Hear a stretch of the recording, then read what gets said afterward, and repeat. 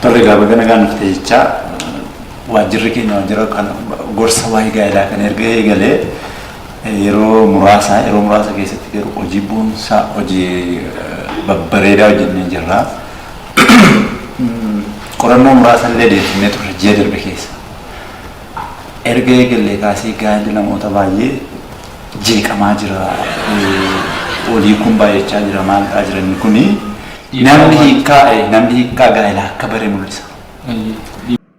Dhiibbaa guddaa uumaa akkasiin jirtaanis isuma dhaga'ee dhufe. Kanaaf ammaa maal akkan si gargaaru maal barbaaddeeti kan nuuf ta'e isarraa yookaan gaariidha. Ani kanan barbaadu akkuma keessi koo wanta na dheebotuun qaba. Innis gaa'elan dheebuu gaa'elaa qaba. Kanuma barbaadeetanii dhufee gara keessan. Dheebuu gaa'elaa. Kanarratti gorsa maal irratti akkan si gargaaru maal akkan si gorsuu barbaadda dheebuu gaa'elaa qabda kun gaariidha. Haa ta'u isa kanarratti gorsa maalii barbaadda maalitti ga'aa miti maal akka gorfamtu maal akka sitti himnu.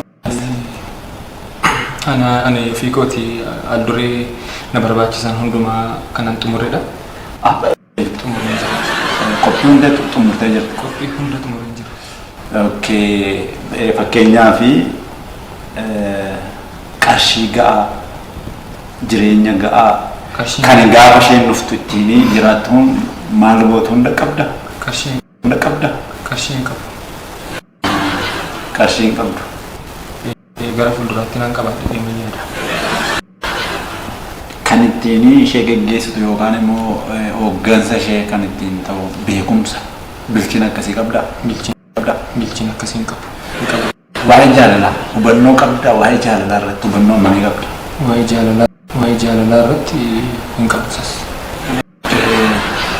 Hin qabdu. Haa ta'u fakkeenyaaf gaa'ela kana dhaabbattee rakkoon tokko si mudachuu danda'a. Gaa'ela kana keessatti rakkina dhufu kana furmaatatti gochuuf hammam qophii qabda moo hubannoo isaa qabdaati? Qophiis hubannoo isaas hin qabu. Maal qabda ree? Gaa'ela kana dhaabbachuu fi maal qabda? An dheebuu gaa'elaan qaba. Dheebuu gaa'elaatu keessa koo na guutee na keessaa buqqa. Dheebuu gaa'elaa qabda? Malee waan tokko iyyuu hin qabdu? Homaayyuu hin qabu garuu dheebuun gaa'elaa keessa kootii guuteetu dhangala'a.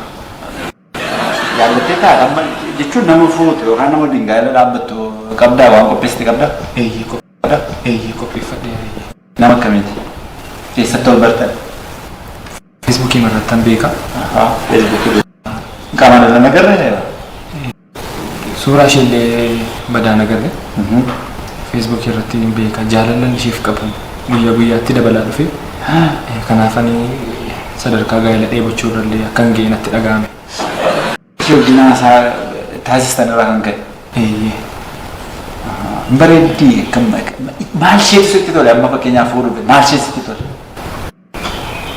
Maal ishee waan hunda ishee natti tole. Isheen illee natti naasoftu.